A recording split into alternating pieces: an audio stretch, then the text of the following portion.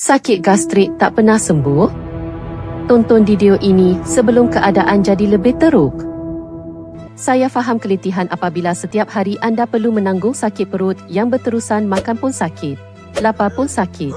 Bukan anda seorang, malah ramai pesakit kami juga mengalami keadaan ini setiap hari.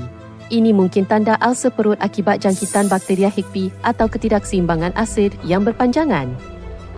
Jika tidak dirawat dengan segera, ulcer boleh merebak, menyebabkan pendarahan, kebocoran perut dan menjejaskan kesihatan secara serius.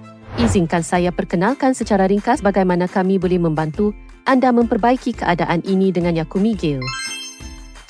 Bagi mereka yang mementingkan untuk menjaga kesihatan dan mahu segera mendapatkan rawatan awal selepas melihat tanda-tanda masalah sakit perut ini, kini sudah ada di pasaran produk Yakumi Jepun yang menyokong rawatan penyakit gastroesophageal, reflux gastrik dan sakit duodenal. Yakumi ialah produk yang dikilangkan menggunakan teknologi nano kuantum tercanggih yang ada pada hari ini.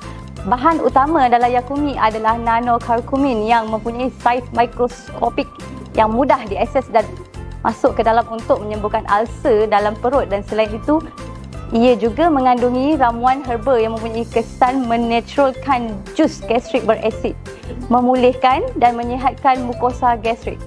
Secara teknikalnya, saya sangat mengesyorkan produk Yakumi Jepun ini. Memang sukar dipercayai, dengan hanya 2 paket Yakumi sehari, saya dapat menyingkirkan penyakit reflux gastrik yang mendera saya selama bertahun-tahun. Rasa pedih dari perut hingga kerongkong menjadikan setiap kali makan terasa ngeri dan malam yang panjang tidak dapat tidur kerana sakit. Kini, saya boleh makan dengan selesa dan menikmati kehidupan tanpa risau. Yakumi memang ajaib. Terima kasih. Hari ini sahaja. Happy birthday Yakumi.